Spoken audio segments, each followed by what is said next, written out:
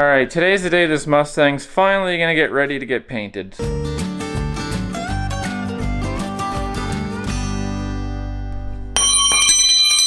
Today I gotta do a little walk around, look for any scratches, dings. Shouldn't be any dents left. I think I've got most of those out, but any kind of, little pinhole scratch that I might have missed, a little greasy spot I can kind of have to scrub out rather than something I'm just gonna get when I just do the final wipe.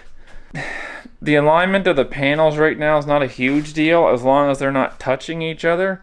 Honestly, if I have too big of a gap right now before I paint it, it's actually a good thing because then I'll get paint in there better. The throttle cable has been giving me trouble this entire time, well, like for the past week. I'll show you, but it's just too short and I can't get the adjustment.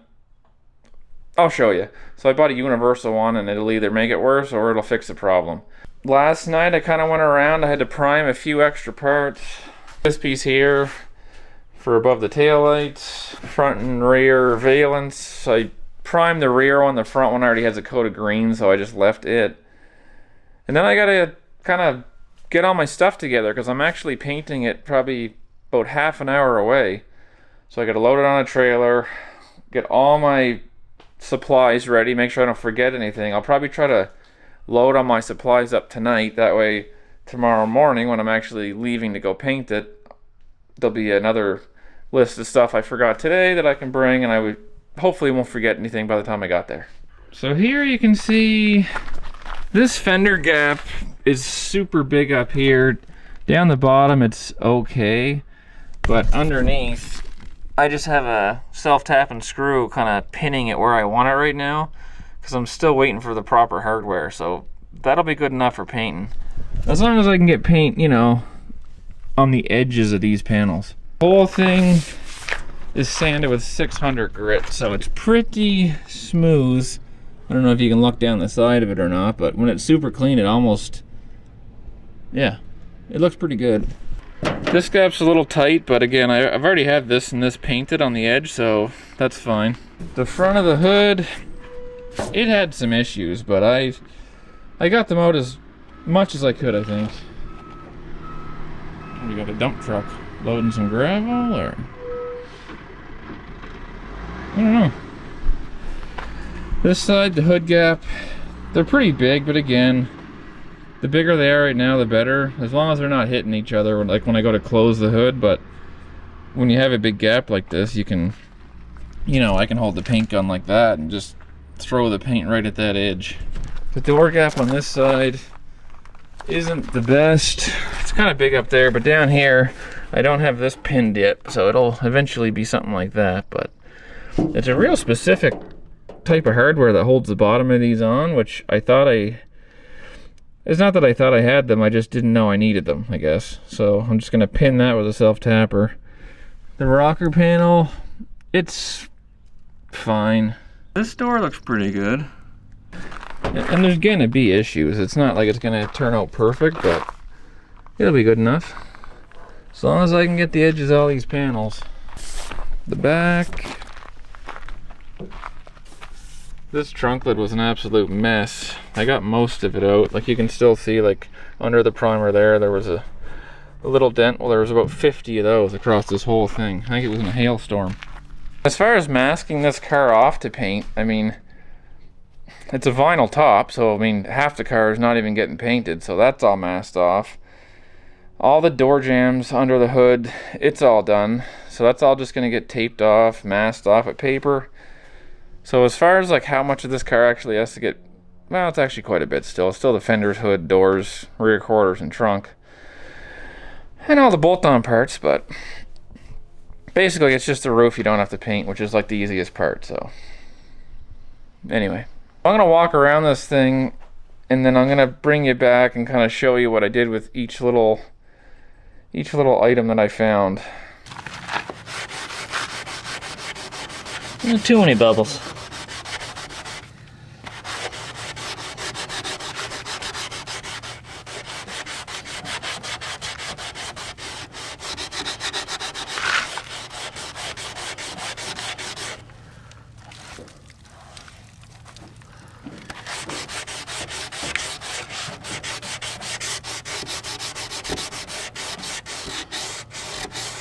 so much work to get a car ready to paint it. To do a half-decent job. If you just want to change the color and you don't care what it looks like, then you can do that in a couple hours.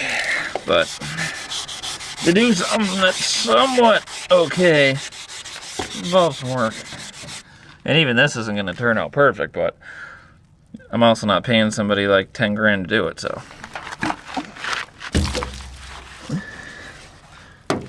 That one's done. There's another dang one right there.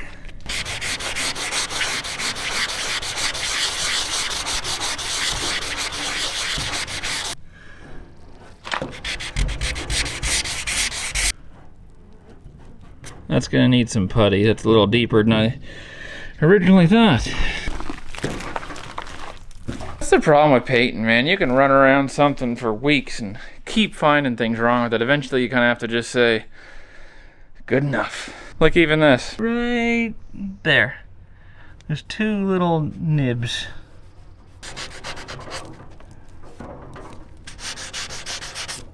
Yeah. It's crazy the amount of work a good paint job takes. And I think if I wanted, like I'm not a professional at all, but I've just like suffered through like, I don't know, 50 paint jobs and kind of figured it out as I went. But now that I know, this is a weird one. So like, since I know how to do it good enough, I just do it myself. But if I was in a position that I could afford to pay somebody else to do it, I know what it takes to do a good job, so I wouldn't mind paying them what it costs to do it. But I know how to do it myself, and I'm too cheap to pay someone to do it, so here we are. Okay, unfortunately, I do gotta mix up a bit of putty to put in that. Such a small amount. Just gotta make sure you get it right down in there. And I kind of just leave it a little bigger. So then you got something to sand off and feather out. And it should be gone. Here's the deal with this throttle. So this cable's out of like a Fox body Mustang. It comes out of the firewall here, and then it kind of has to do like an S-turn to match up with the mount. But that distance, the cable's too short. So this thing's like, that's like a guitar string right now. So there's no slack. Like there should be a little bit of play before it engages the throttle, but there's not. So sometimes you start it and, you know, it's almost like the throttle's turned up a little bit. Sometimes you start it, it's not. So I really got to get a cable in here that has a bit of a free play to it, so it's always starting from the same spot. And it's not gonna stick wide open or anything like that. And this is the throttle that I bought. So this is your, start here. This is your gas pedal end. So you got your firewall right here. So I think I'm gonna have to drill another hole. So firewall here. This just pinches firewall, I think. That attaches to your gas pedal, which I may have to alter something down there. I don't know if this is going to work the way it's designed. At this end, this is what'll attach to the, like that bracket, and then this is what attaches to your carburetor. So the way these come, they're super long, but what you do is you cut the cable, and then the part that goes on the carb just pinches the cable with that set screw. So it's basically a universal throttle cable that'll work for everything, kinda. So I just took the gas pedal off. Easier to deal with it here than it is under the dash. But anyway, so this is what I got. That's what the gas pedal is. So that's supposed to have something in it. I mean, I could just run it through like that. You know, I literally could just do this.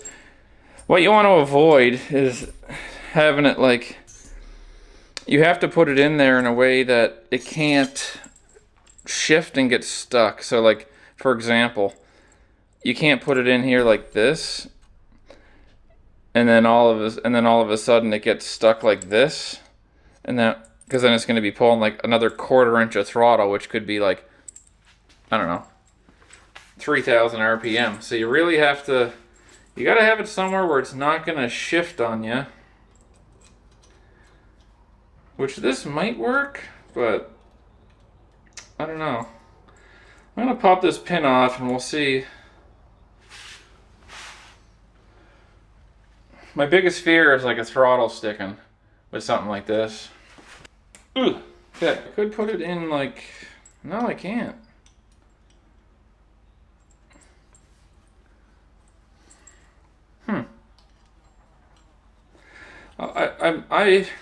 I'm literally wondering if the best option is just to put it in like that. I was thinking I could kind of like do one of these, or it's just, you really don't want it getting stuck.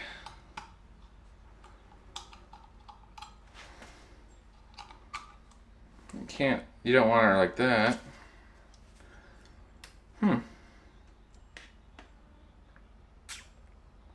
I mean, that literally might be the best option, because there's no way for that to, like, no matter what direction you pull, how hard you pull it, how much slack you have, it's always coming back to that same spot.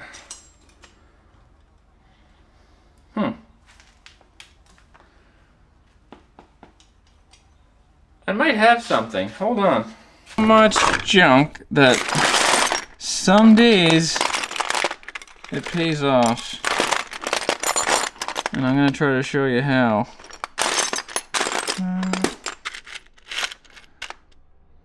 I don't even want to tell you what it is yet until I find out if I have it. But it'll be absolutely perfect, I think. Actually, now that I'm thinking about it, it might not be, but I'm going to try to find it anyway.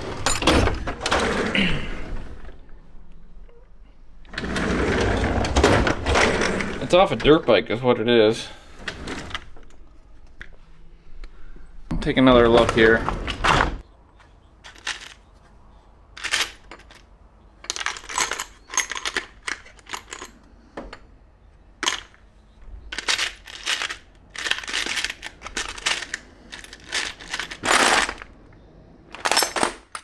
I gotta go through this someday and not throw any of it out.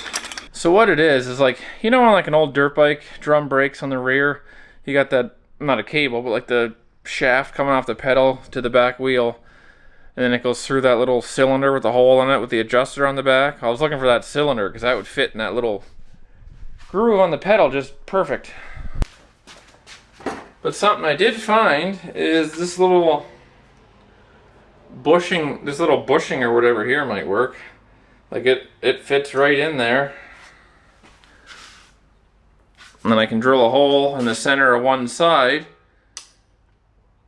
and maybe it'll work. I don't think it's quite long enough though, or wide enough. Like it's kind of on the thin side. I'd like to find something a little wider. Alright, I found this one. It's a brass bushing sleeve. I don't even know if it's brass. It's or copper, at least copper coated, but find a magnet. Oh, she's steel. There's a center punch.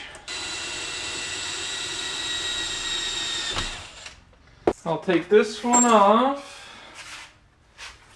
Then what I got going here, I just drilled one hole in that cylinder and the knot on the back. So if I can fish this line through like that.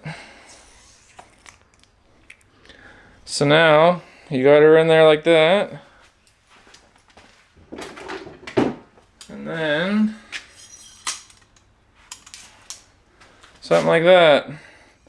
And that's, you can't, I don't even know if you understand what I'm doing right here. Maybe it's just my head that's making me think this, but sometimes, like, so if you're going and then all of a sudden this shifts over, gets stuck under here, now you're pulling way more gas. So it has to be able to just Oh, no, see what I just did? So like this, it just got stuck like that. So that's 1,000 RPM, this versus this. So how do I make that not happen? Without using tape. I like a little piece of tape. I haven't used any tape on the car in a while. Okay.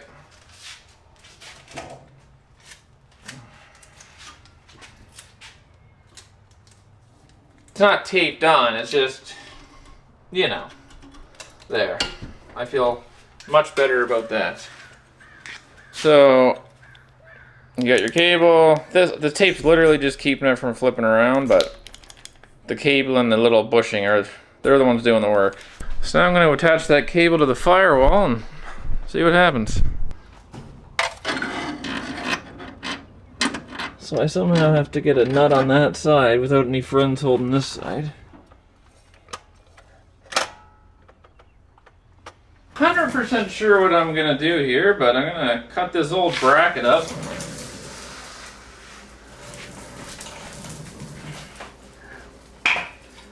I'll cut this bracket up here and show you what I'm trying to figure out here. Okay, so that goes like that.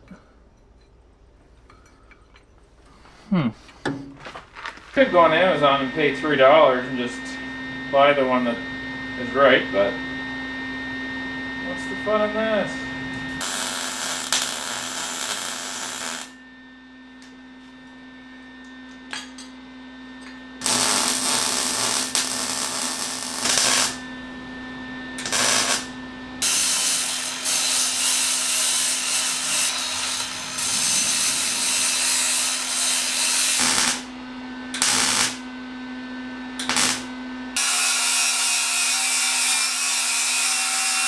Alright, like an hour and a half later. So we got it coming through the firewall here. And then I put a nice S in it so it's not so tight. And if I have to move something later, I can. Made this bracket out of scrap. Then I got this part tightened up with no with all the adjustment left in it, so I got like another inch of tension if I need it. Same with this one, it's all the way in, so I have more tension I can find if I need it. I'm not a huge fan of this. It's supposed to click onto like the ball style on the carburetor, where this has like a little C-clip, but I mean, it's not falling off. And I got my return springs. They were a little tight, so I kind of stretched out the center of them. And yeah, it's all good. That's done. I'm wondering, I really think the paint works good. There's gonna be something I didn't see or whatever. I'll do another walk around, but I think it's 99.7% complete. So I got everything pretty much together here. So there's my box full of all my painting junk. Got the car on the trailer, wiped down. Unfortunately, it rained last night, so it's just gonna get covered in sandy dust and the muddy water on my half-hour drive. But I guess it is what it is. I should probably get going though, because right now we got a break in the weather, so yeah, there's actually blue sky. A little bit of blue, right? Yeah, I'm gonna load up. Like I said, I'm not gonna film when I'm painting. I met this guy once. He's got a lot of cool stuff on his property that I don't think he wants everybody seeing, so I'm just gonna, you know, film up until that point, and then when I'm leaving, probably be another video, kind of go over the car and see how it turned out. But for now, we'll see you on the road. This is what the road looks like. It's fairly dry, but there's wet spots, so I'm trying to kind of drive around all the little puddles. This car will be an absolute mess if I get all that, you know, whatever you want to call it, rainy, sandy whatever all over the car. Sky ain't looking good either, so I'm really hoping I make it there. It's about a half-hour drive, and it was pouring this morning. The plan was to leave this morning at like 8 o'clock. It's now almost 10, but I didn't want to drive in the pouring rain, and I thought I seen a break in the cloud, so I said, oh, I'll wait till then. So far it's working out. We'll see. I started sprinkling, so this may not have worked out, but we'll see. I was just really, I mean, when I get there, I can easily wipe it down and whatever, rinse it off, but you rinse a car off, water gets in every little crease and little spot that, you know, you gotta wait and blow it out and dry it and whatever before you paint, because all it takes is one little puddle of water to just ruin a whole fender or door or whatever. It's happened to me a lot because I don't learn. But so far so good. Just a sprinkle I think I can deal with. If it starts pouring, then yeah, it's gonna be a long day. I'm still back there.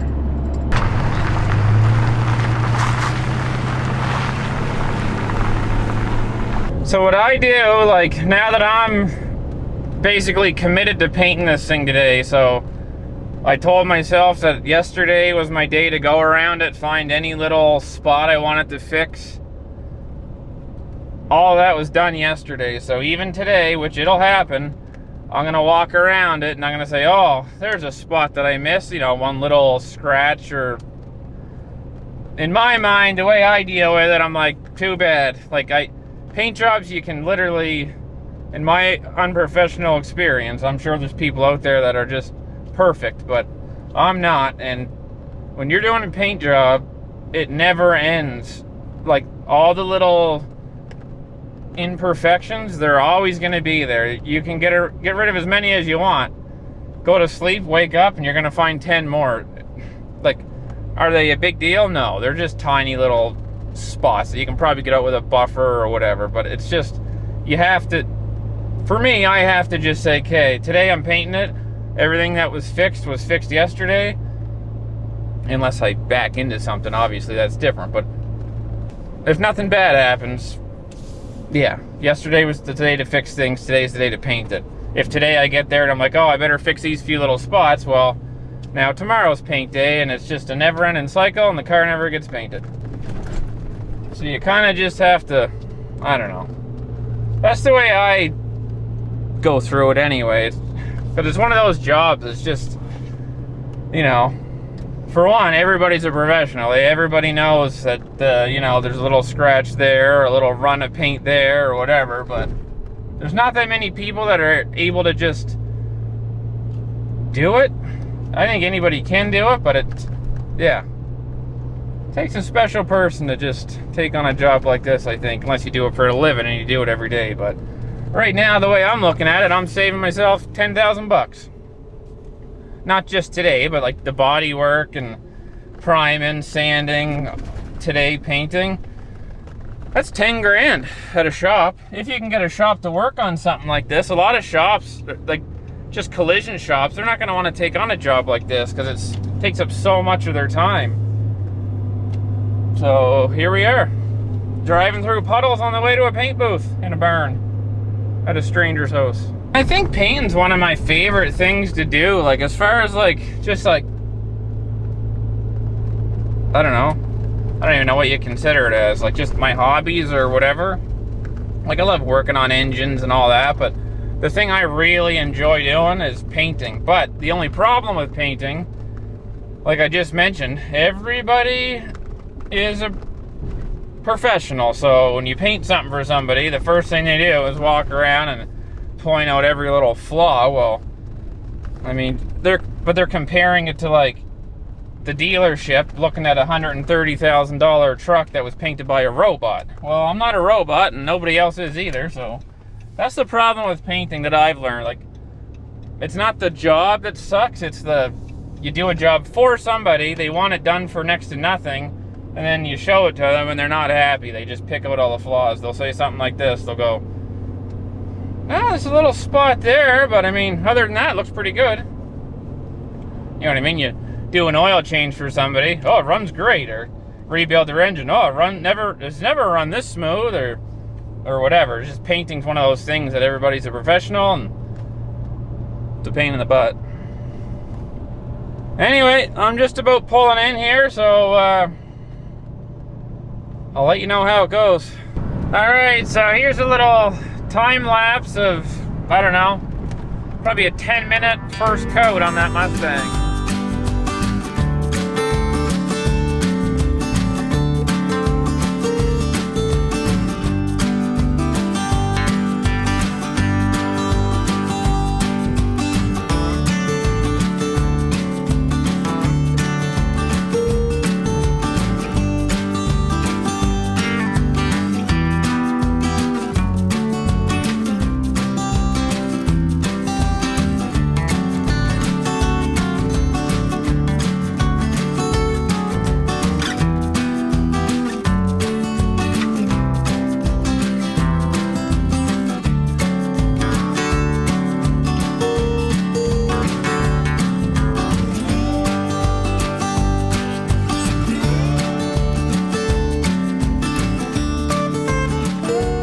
So it turned out pretty good.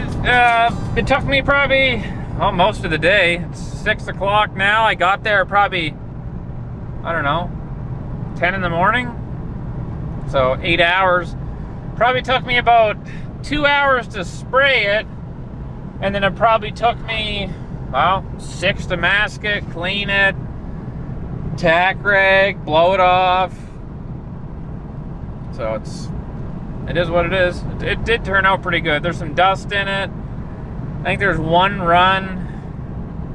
Yeah, it turned out pretty good. The guy was super helpful. I forgot a suit. He gave me a suit. A couple other little things. So he was lots of help. And yeah, tomorrow I'm gonna let it probably sit all day tomorrow. Go pick it up Thursday. So it'll be on there at least 24 hours, quite a bit more before anybody actually touches it, just to avoid, you know, scratches, fingerprints, all that kind of stuff. That paint, automotive paint, it gets super hard once it cures, but until that point, it remains pretty soft for like a couple days. So you kind of want to just, you know, let it cure. Which sucks for somebody that's like me and extremely impatient. I just want to unmask it and be done, but can't do it. Alright, so it's a couple days later. Let's go get the car.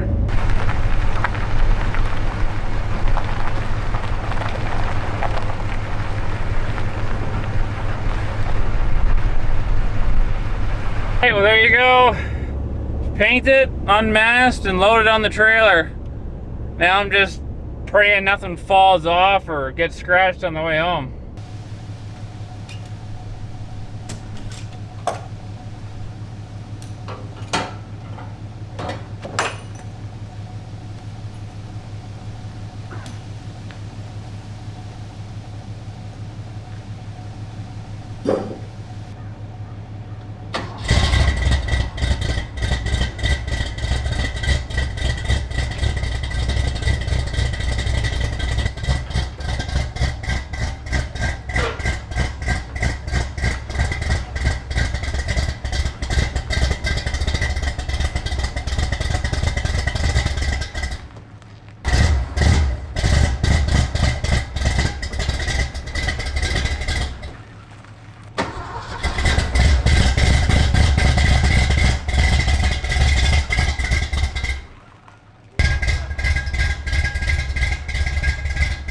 Like the car? I'm gonna go look.